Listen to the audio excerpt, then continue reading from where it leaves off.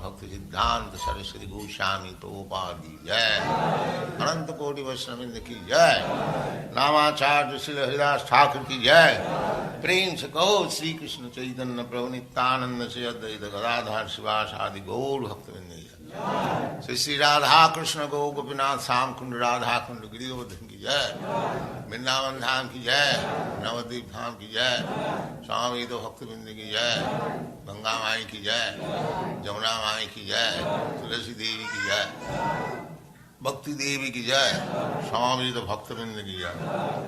All glories to the assembled Lord. All glories to the assembled Lord. Thank you very much.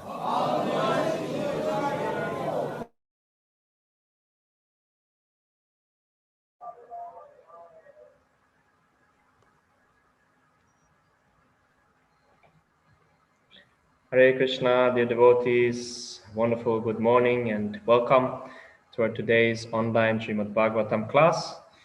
Today we're happy to have with us Jagannatheshwari Devidasi. Thank you so much, Mataji, for joining us. And without further ado, I'd like to give the word to you. And I will just put on the slide with the verse and the purport of today, so devotees can see that one also. Please, Mataji, you can take it over. Thank you. Hare Krishna.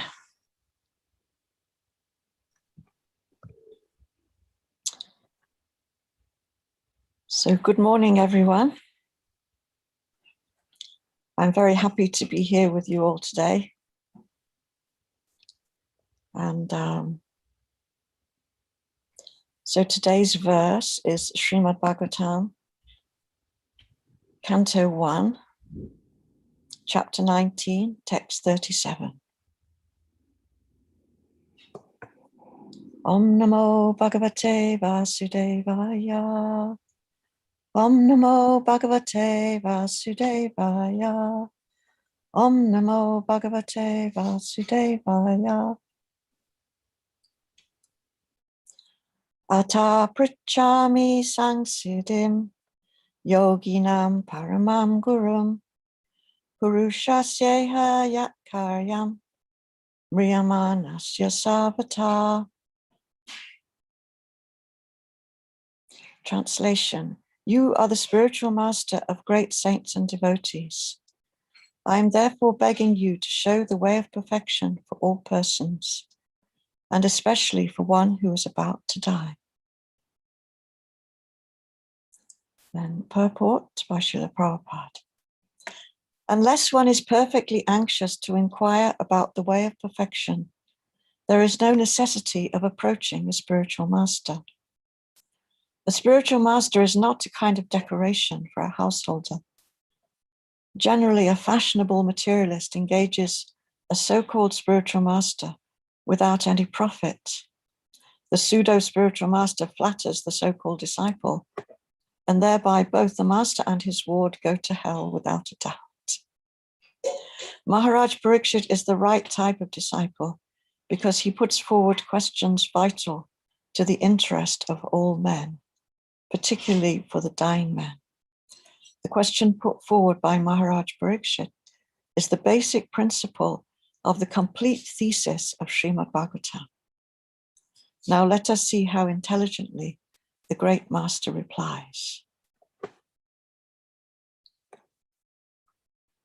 Om Jnana Timirandasya Jnananjana Shalakaya Chakshur Militam Yena Tasmai Shri Gurave Namaha. Sri Chaitanya Manobishtam Stapitam Yena Bhutale Swayam Rupa Kadamayam Dadati Swapadantikam. Vandeham Sri Guru Sri Yuta Padakapalam Sri Gurun Vaishnavams Cha Sri Rupam Sagrajatam Sahagana Raghunatam Vitam Tam Sajiva Sadvaitam Savadutam Parijana Sahitam Sri Krishna Chaitanya Deva Sri Radha Krishna Padam Sahagana Lalita Sri Vishakam Vitamscha. Hey Krishna Karuna Sindhu Dina Bandhu Jagapate Gopesha Gopika Kanta Radha Kanta Namostate Tapta Kanchana Gaurangi Radhe Vrindavaneshwari Rishabhanu Sute Devi Pranamami Hari Priya Vanchakalpatribhyas Cha Kripa Sindhu Vyevacha Patitanam Pavadebhyo Vaishnavebhyo Namo Namaha. Jai Shri Krishna Chaitanya Prabhu Nityananda Shri Advaita Gadadhar Shivasati Gaura Bhaktivinoda. Hare Krishna Krishna Krishna Hare Hare Hare Rama Rama Rama Hare Hare. So this verse is a very well-known verse. In fact, Prabhupada says in the purport that this verse is it provides the basis of the entire thesis of the Srimad Bhagavatam. In other words, because this is a question put by Maharaj Parikshit to Sukadeva Goswami, and the answer to this question is the entire rest of the Srimad Bhagavatam from Canto 2 to Canto 12. So this chapter and verse that we are looking at now today is almost the end of the first canto. So just to put in a little bit of context here, as many of you will know, that Maharaj Parikshit, he made an offense against a Brahmana, a rishi, actually Shamaka Rishi.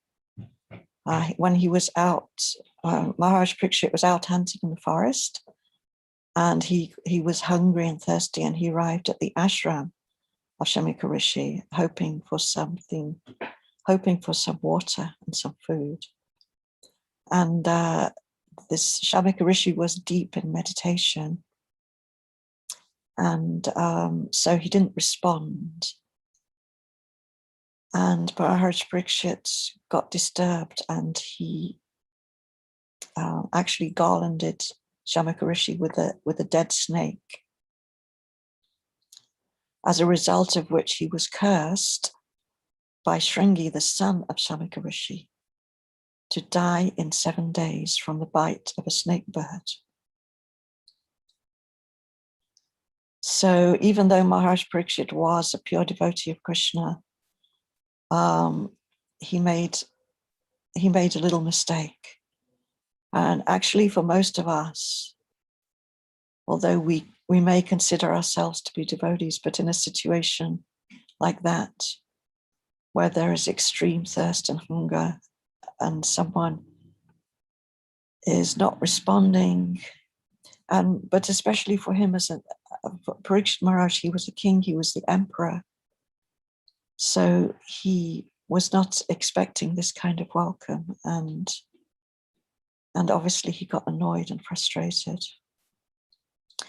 But straight after it happened, even before he received news of the curse, he was already repenting, and he realized that he'd actually made an offense against a great sage, and he was immediately ready to accept his reaction. He was immediately repentant. So then when he received news of the curse, then he was totally unfazed by it, actually. And he saw it in a positive way. He actually saw it as a good news. He had been cursed to die in 7 days by the bite of a snake bird. And he welcomed it. He welcomed that news because he felt that he'd made an offense and he deserved whatever reaction he got. Now, that was, the punishment was not really fit for the crime. It was an exceeding punishment. It was an exaggerated punishment. And Shamika Rishi, when he found out about it, he was really, really devastated, and he was very angry with his son, and he told him that it was wrong what he'd done.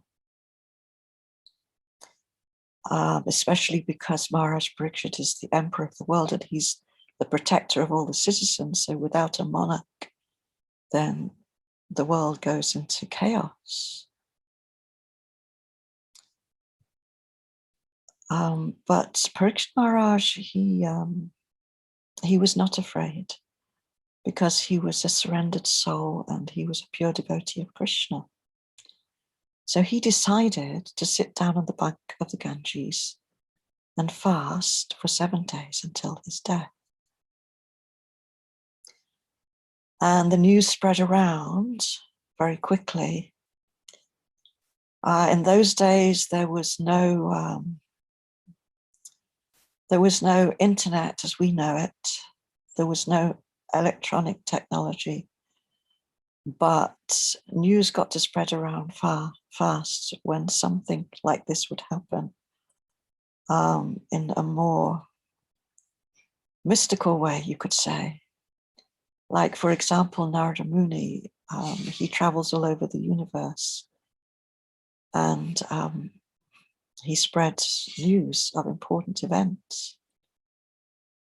And so maybe it was Narada Muni who spread the news, maybe it was someone else, but it got around very quickly. And so many great souls converged on that spot. There were great sages from all over the universe. There were demigods, there were kings and Raja Rishis. So Parikshit Maharaj, he received them all very happily and bowed down to them all and welcomed them. And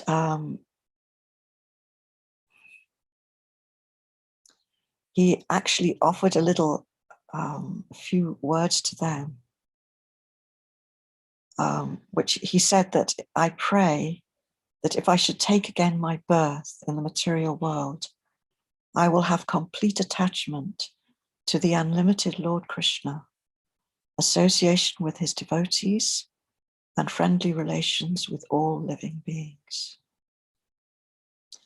So these were the 3 blessings that he requested from the Brahmins and sages. And that was all he wanted. Of course, he didn't have to take birth again in the material world, but he was ready for anything. And all he wanted was attachment to Krishna, association with devotees, and friendly relations with all living beings. No enmity with anyone. So even though he was an emperor and a king in this life, where he had to do battle sometimes, but by nature, he simply desired to be friendly with everyone. So he immediately renounced his kingdom. He passed his kingdom to his son, and he sat down to fast until death. And the sages, they told him that they would stay with him also, that they would be with him. So he was in a very, very favorable circumstance for death. He was on the bank of the Ganges and he was surrounded by all the greatest souls in the universe. And he was ready to hear from them and hear about Krishna from them. So then he posed a question to them that what is the duty of everyone in all circumstances, and especially those who are about to die. So as soon as he posed this question, then Sukadeva Goswami appeared on the scene. Sukadeva Goswami, he was only 16 years old, whereas all the rest of the assembly, they were adults, they were mature. A lot of them were elderly, wise people. But they were all very impressed with Sukadeva Goswami because he was not an ordinary person. The son of Vyasadeva. He was traveling the earth. He was very beautiful. He was naked. He was blackish like Krishna.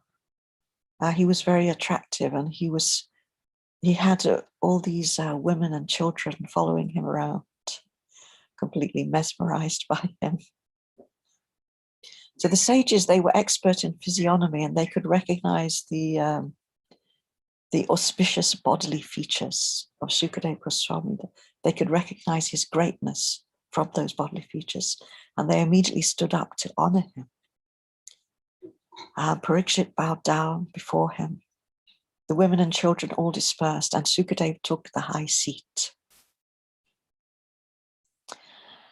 So Maharaj Parikshit, he glorified Sukadeva Goswami and said that Krishna had inspired him to appear there.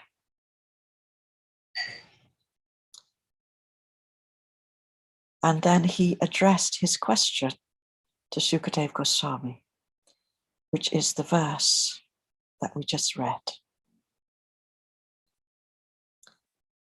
He wanted to know from Sukadeva Goswami, what is the purpose of life, how to attain perfection in life, and especially for people who are about to die. And the purport, Prabhupada says that this is the purpose of accepting a guru, to find out how to achieve perfection. And he mentions, he talks about pseudo-gurus who are accepted by wealthy people. I mean, he's probably referring to people in India. We have to remember that the first canto, Prabhupada translated the first canto in India before he arrived in the West. He completed the first canto. And so he was referring to wealthy people in India who like to keep a guru for show, to appear religious, and to pseudo-gurus who flatter rich people for money but do not enlighten them. And that's why Prabhupada says that they'll both go to hell. So, but Parikshit Maharaj is the ideal disciple. He asks the right questions, and he does so not just for himself, but for all people. So it is this question of Maharaj Parikshit that inspires the appearance of the Srimad Bhagavatam in the age of Kali. So this is setting the scene for the most important book in the world to appear. Srimad Bhagavatam is the light in the darkness of the age of Kali. That's how it's described in the beginning of chapter 1. That it has appeared to light up the darkness. Because we have to remember that this was the time of the advent of Kali. So all the Brahmins, all the sages, they were worried about how people can get delivered in the age of Kali, because it's the age of quarrel and hypocrisy, the age of sinful activities. and the gradual degradation of humanity.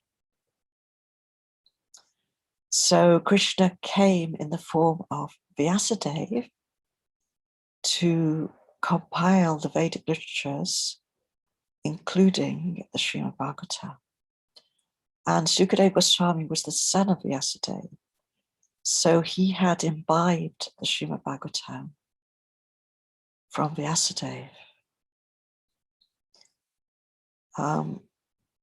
Although Sukadeva Goswami actually stayed in his mother's womb for several years, because he didn't want to come out, he didn't want to get into Maya. And so presumably it was during that time that he heard Srimad Bhagavatam from his father, Srila Vyasadeva, the literary incarnation of Lord Krishna.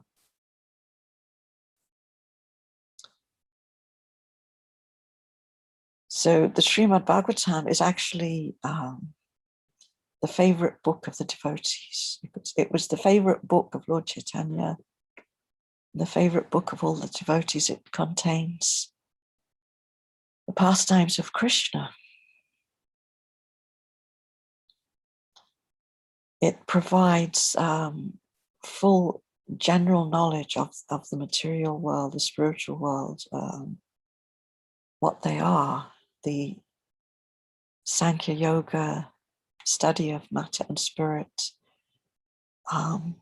There is so much in the Bhagavatam. There's so much scientific knowledge about the universe, the planets, the creation, all the incarnations of the Lord, all the pastimes of the Lord in his different incarnations, stories of kings, sages, and pure devotees. So there is no other book that provides so much knowledge together with so much beauty, beautiful verses, beautiful pastimes, and the power to set people free from material illusion.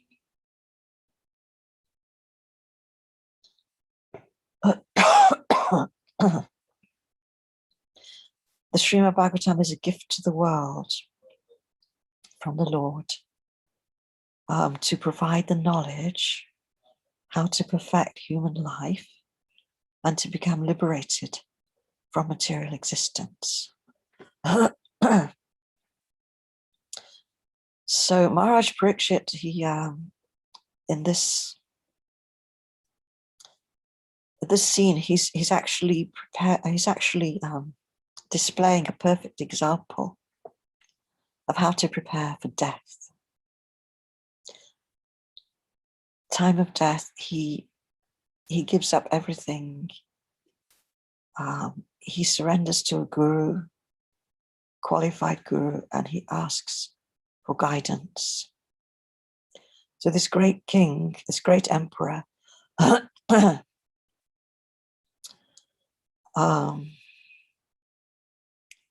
grandson of Arjuna,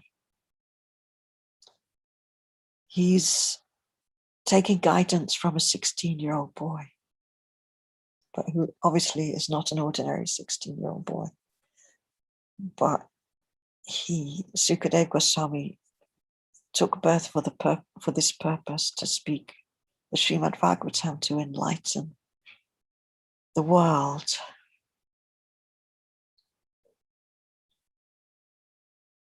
So Maharaj Parikshit, he had the advantage of notice. He had a 7 days notice that he was going to die. So this gave him an advantage that he was able to prepare himself, which he did very quickly, and to do the right thing to prepare his soul for the time of death. And for us, we're not going to necessarily have this advantage. Many people do have, like, for example, people have a terminal illness, but so they have some time to prepare, but actually to know exactly when you're going to die, And this is actually extraordinary. Maharaj Parikshit was given this opportunity. So in other words, this curse of the Brahmin boy became a blessing. It was like a blessing in disguise, even though it was a horrible curse, which Maharaj Parikshit didn't really deserve to be cursed like that from the point of view of ordinary justice.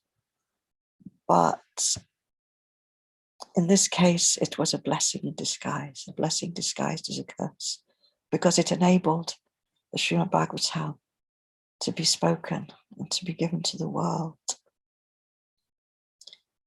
And these two great souls, Sukadeva Goswami and Maharaj Parikshit, were the ones who were chosen for this task. But both of them were extraordinary personalities. So even people who are told that they have a limit, even people who are told that they have a terminal disease and that they don't have long to live, but the doctors can never tell them exactly. The doctors may give an estimate, they give a prognosis, but those estimates, those prognoses often turn out to be wrong. Often people, they live longer, much longer than those. And I've seen in cases of many devotees actually that they've been given it like a deadline date by the doctors, but they just keep living because actually it's Krishna only who can give that time. We all have a certain time in a day which is already destined for us, that we're going to die. But we don't know when it is. Nobody knows. Only Krishna knows when that is. So how do we prepare for death? We don't know when it's going to come. We don't know when we're going to die. So how do we prepare for that? Actually, for us, as aspiring devotees, our whole life is a preparation for death. So we don't really have to do anything special apart from doing what we're already doing, but trying to do it better. Because we already know what we're supposed to be doing. We've already received guidance and instructions from Srila Prabhupada and from our respective gurus, from the Vedic scriptures, from the acharyas. We have the path chalked out for us, following in the footsteps of the Bhajans. So we've been given the process, which I'm sure you all know. The chanting the Hare Krishna mantra, following the principles, and engaging in devotional service. And all of these activities, all of these practices of bhakti yoga are meant to help us to advance in Krishna consciousness. So by advancing in Krishna consciousness, we become ready for death, because the time of death is a test to see how we can remember Krishna, and it's not, but it requires a preparation. So it's not that we can just enjoy life and do whatever we feel like doing, and then at the time of death, we'll remember Krishna. It doesn't really work like that. So the ability to remember Krishna actually comes as a result of years of accumulated devotional service. And But also, even if we are in such a difficult situation at the time when we're leaving our body, that that we can't think very well, that our consciousness is disturbed, the body is disturbed. Death is a very difficult situation and challenging, and we can't always be clear-headed, especially if we're plagued by illness. So, but we don't have to be worried about that, because Krishna, he knows what is in our hearts. He knows what we've done for him. He knows our deepest feelings. He knows our deepest desires, and he knows all the service that we have endeavored to do to please him. And so, even if we don't remember Krishna at the time of death, Krishna will remember us. As long as we have dedicated our lives to him, then we have nothing to fear at the time of death. So how to prepare for death is just, as I said before, carry on doing what you're doing, but try to get better at it. So of course, there's the gradual process of sadhana bhakti and the gradual reawakening of Krishna consciousness. It usually takes time. But even if we have not completed, like Krishna tells Arjuna in the Gita, that in this process there's no loss or diminution, neha vikrama nashasti. And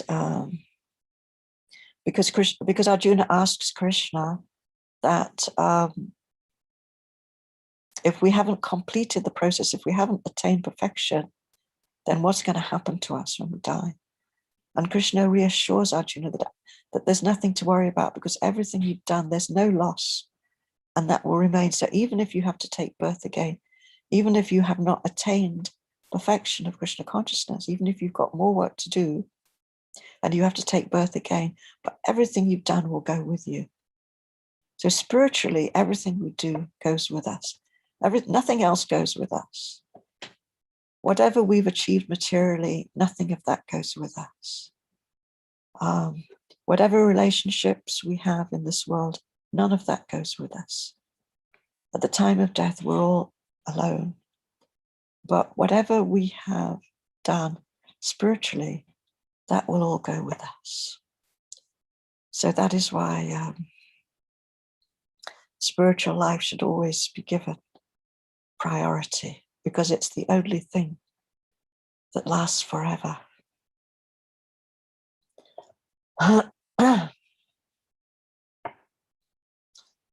So Prabhupada, he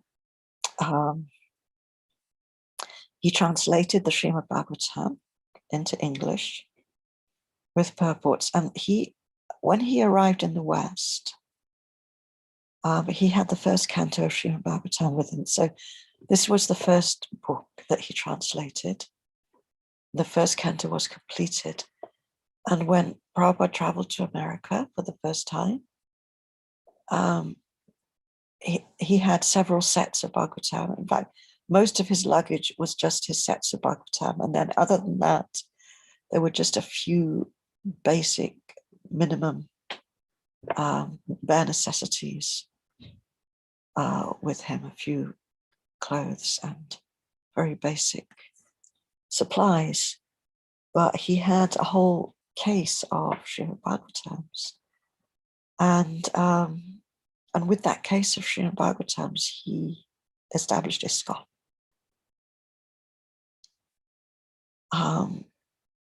For the first several months, for almost a year, Prabhupada was on his own before he started accruing followers and disciples.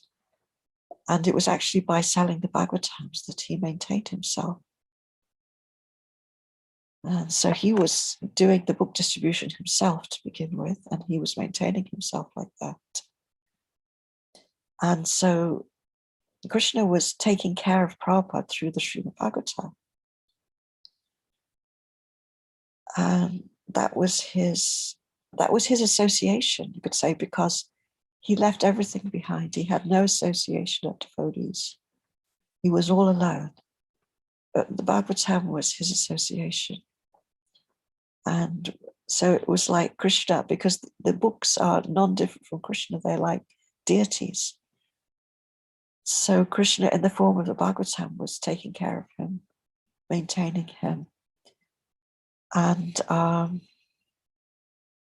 then he carried on translating further books from there with his typewriter and his, he was just typing at that point before he got the dictaphone from his American disciples. He was typing with an old manual typewriter.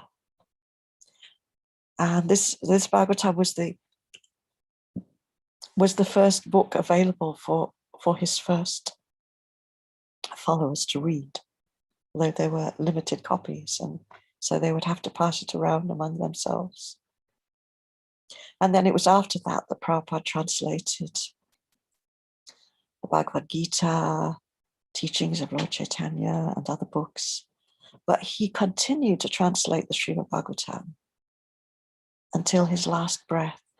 So even if he took some time out to provide the Gita, the teachings of Lord Chaitanya, and the Krishna book, and the Ishopanishad, a few main books, and then also the Chaitanya Charitamrita, which he completed very quickly in an amazing amount of time. So he wanted to provide all these books. Prabhupada was very aware about death. He knew that he could die at any time.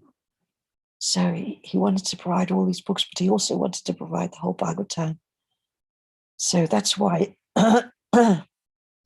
every night he would be up. He would give up his sleep and he would be up from around 1 o'clock in the morning, and spending all those early hours of the morning when everybody else was sleeping, translating the books and writing the purports. It was a labor of love. And he provided the Krishna book because Prabhupada was aware that he could leave at any time. He wrote the Krishna book before he completed the Bhagavatam because he wanted to make sure that we would have the pastimes of Krishna, which are obviously the most important pastimes for us as devotees of Krishna.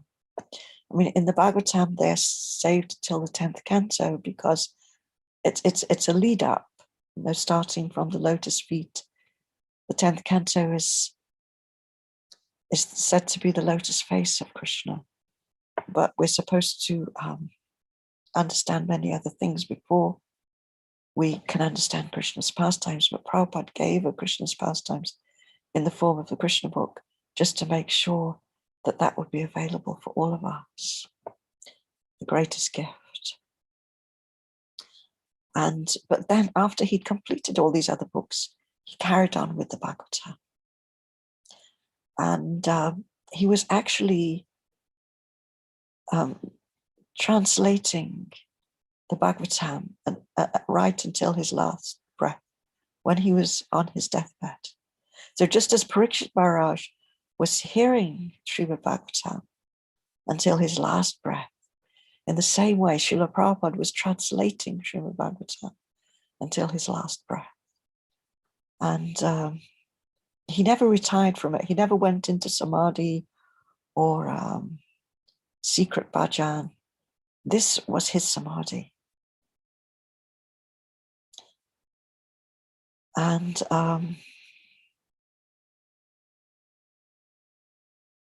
so that was Prabhupada's gift to the world. And although he didn't complete it, yeah, that's what I was going to say, although he didn't complete it,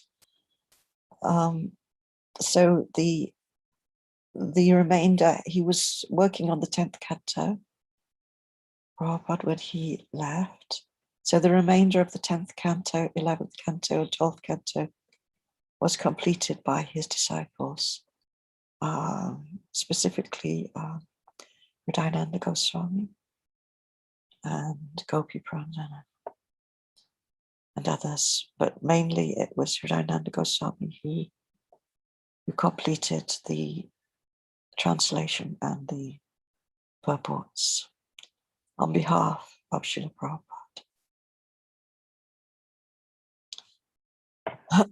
So Prabhupada was determined to translate the Bhagavatam with purports for English-speaking people, for the Western world, because his mission given to him by his Guru Maharaj was to preach Krishna consciousness to English-speaking people.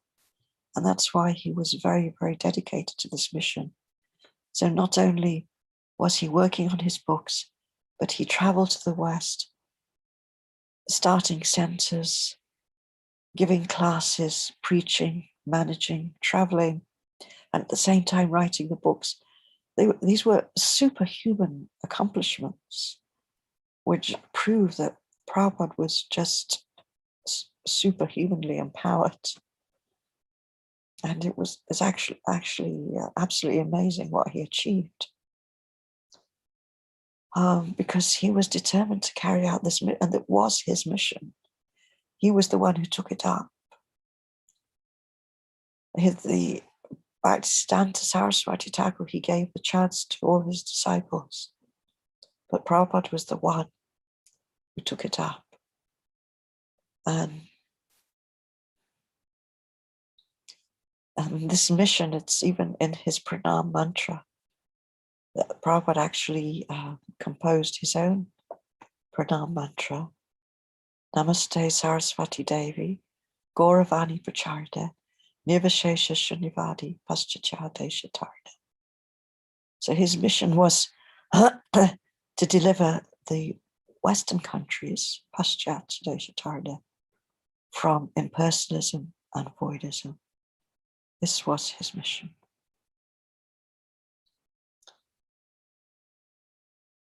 So after all the sacrifice that Prabhupada has made for us and for the world, now it is our duty to bring his teachings to the world and to bring these books to the world, because these books are meant for us to read, but also for us to distribute. And so how to bring this knowledge to the world is by distributing books, by talking to people, by forming sanghas, by giving talks online. There are so many ways that we can continue the legacy that Prabhupada has passed on to us, to spread this knowledge to English-speaking people in the Western world. So our internal service is to develop our Krishna consciousness, and our external service is to spread Krishna consciousness to others. And of course, the Bhagavatam is maybe difficult to understand for newcomers. So usually the Bhagavad Gita is recommended first because that's more simple and basic, although of course there's a lot in the Gita as well, but that's like the sort of classic main basic book of our philosophy for newcomers. And then after that, then the Bhagavatam is the next step. Because the first step is to teach the difference between matter and spirit. which is actually there in every religion and every honest philosophy, but which people tend to misunderstand or to forget, to not really understand properly due to the influence of Maya. So before they can understand the Srimad Bhagavatam, they need to learn the basics. And Prabhupada wanted us to make whatever adjustment is necessary to spread Krishna consciousness. Prabhupada was very broad-minded and flexible. Otherwise, it would not have been possible for him to establish Krishna consciousness in the West among hippies and drug addicts. So he was very patient with them. And he was able to convince them by giving them his association, by teaching them to chant, and by gradually transforming them into Vaishnavas. So his intention was not actually to propagate a religion, like an Indian religion or Indian culture, but to propagate spiritual knowledge which is applicable to everyone, universal. That's why it's meant for everyone. And similarly, this is our mission. Should we choose to accept it, as they say. So I am going to stop there and see if anyone has any questions. Back to Lucas, do we have any questions? Thank you very much, Mataji, for the beautiful class. So far, we've not had any questions. I just quickly want to go through it again. You spoke wonderfully on this question of Parikshit and mentioned how this question is actually what inspired the Srimad Bhagavatam to be spoken. So it's really, really, inspiring to see that also, how much, a question can actually lead to such a great revelation. You were glorifying the Srimad Bhagavatam and then also linked it to Srila Prabhupada's life. And I really like that point of how Parikshit Maharaj, he was hearing Srimad Bhagavatam till his last breath.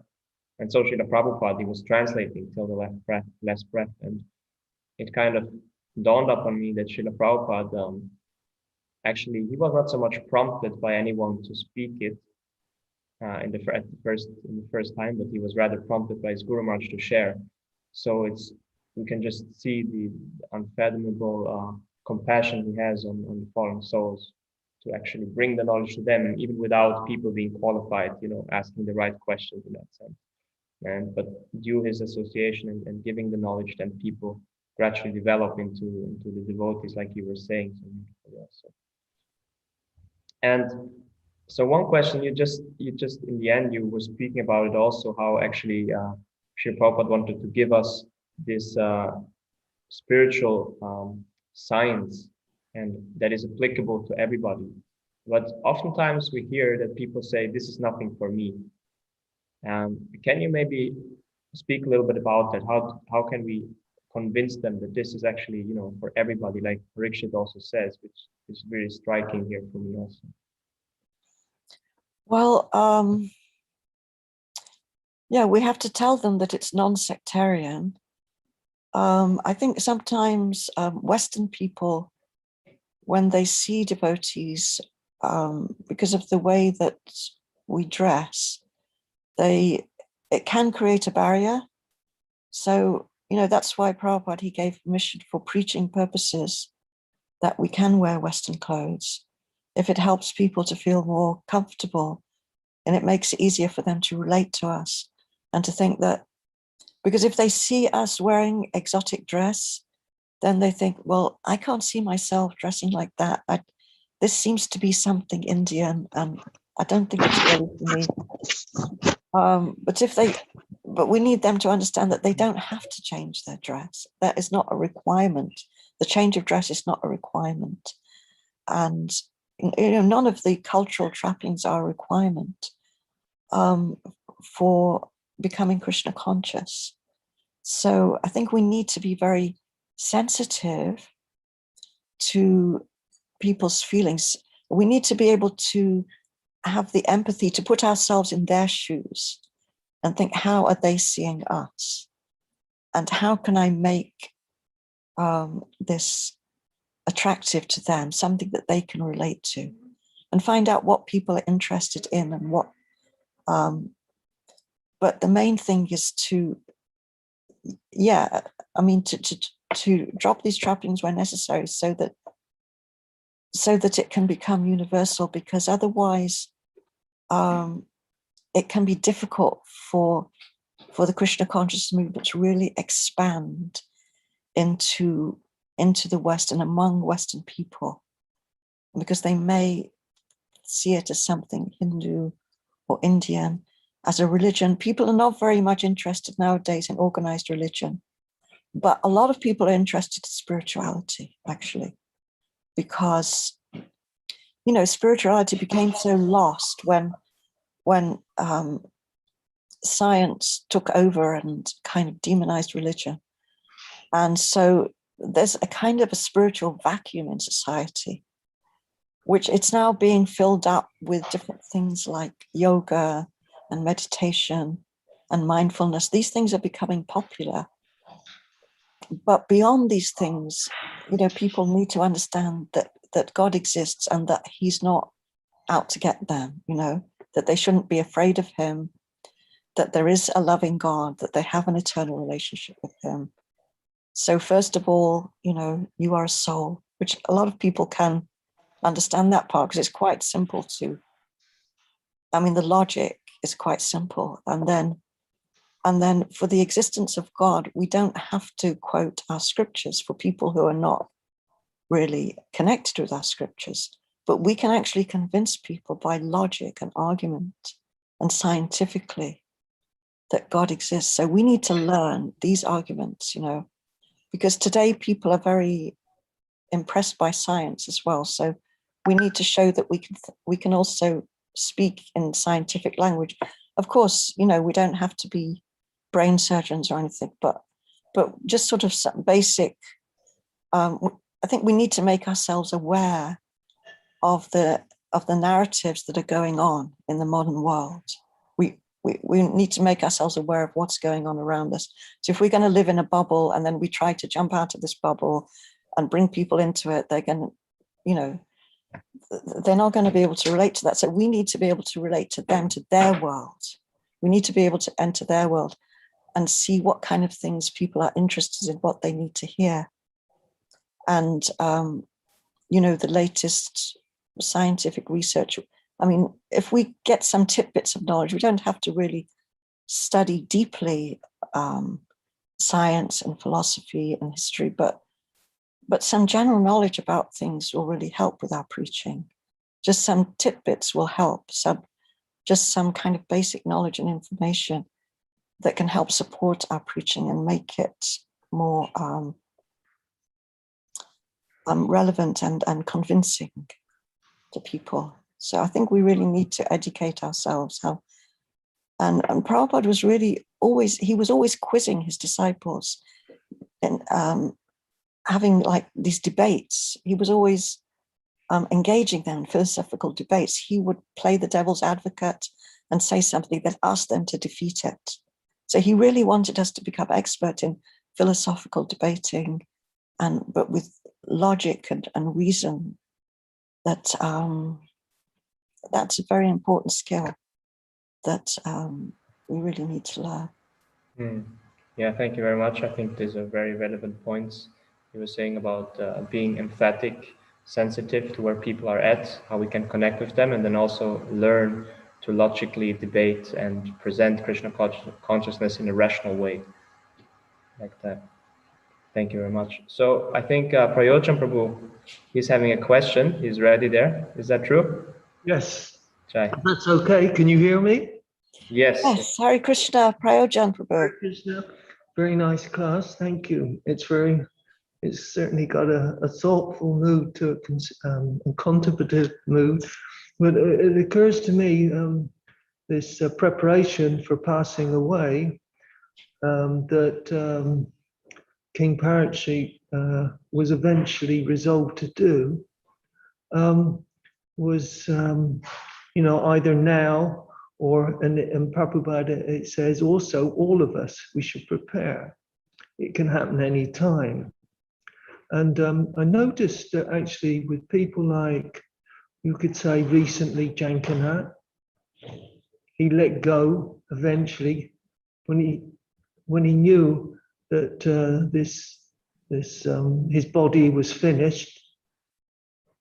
And that was certainly a recent example of this, but also with Jivapati, Mother Kalangana, Bhakti Tirtha Swami, all these people, they found that actually with the body, if the service is no longer there, other than letting go, is the moment that we can go when the body it can't be used for the service of Krishna. It's got no purpose anymore. So then they let go of the body in their circumstances. Really, this verse is sort of like an epitome of that, actually. It says, there comes to a point when you, like Parikshit did, had made the decision he had to let go of this body and his duties and all those sort of things. The reality was that he just had to listen and hear the message of Bhagavatam from this great sage, Sukadeva Swami. Maybe you could comment on that. Yes, that's very true, what you're saying. And I think for a devotee in that kind of situation, there would be some indication, but in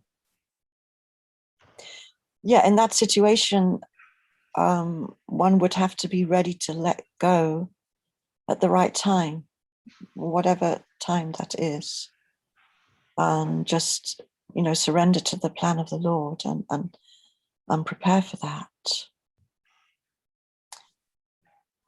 And it's a gradual process like that, because when devotees pass on, it gives example for others of how to do it. They're teaching others also how to do it, how to surrender, and how to, most importantly, fix the mind on Krishna at the time of death.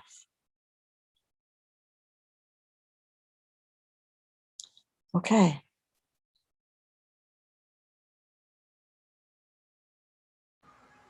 Okay, thank you very much. We have one more question here coming from Sharadia Rasamataji. She says, Hare Krishna, dear Mother Jagannateshwari, thank you for the beautiful class. In regards to remembering Krishna at the time of death, if our death comes completely unexpectedly, as in the case of an accident, it seems that we may not have time to consciously make an effort to remember Krishna. Then we may only remember Krishna if he has become prominent in our subconscious mind. My question is thus, how can we transform our subconscious mind so that we can spontaneously remember Krishna at any time of calamity? Okay. Yes, that's true. That's a very good point, Shardia. Thank you for that. As I'd mentioned before, that even if we cannot remember Krishna at the time of death, Krishna will remember us. But I think it's true also what you say, that subconsciously Krishna will be there in our subconscious mind if we have practiced remembering him. And so it is through our service and through our daily activities that we learn to remember Krishna. So we have to practice. We have to just practice that. We get so many opportunities to practice, like, because there are so many challenging situations in this world. And whenever we hit a brick wall and we don't know where to go, then we remember, like a light bulb. Now I have to remember Krishna. Now I have to pray to Krishna. So we get so many opportunities like that to remember Krishna. But then it should get to the point where it's not just in those moments where we really need him because we have a problem that we remember Krishna, but we need to get to the point where we remember Krishna anyway, because we are feeling his presence, through our sadhana, through our chanting and through our service. We're actually starting to feel his presence so that his remembrance comes to us very easily. And we enjoy remembering Krishna. We feel happy remembering Krishna. When all the kind of material attachments and material enjoyments start to become less attractive, and remembrance of Krishna becomes more attractive.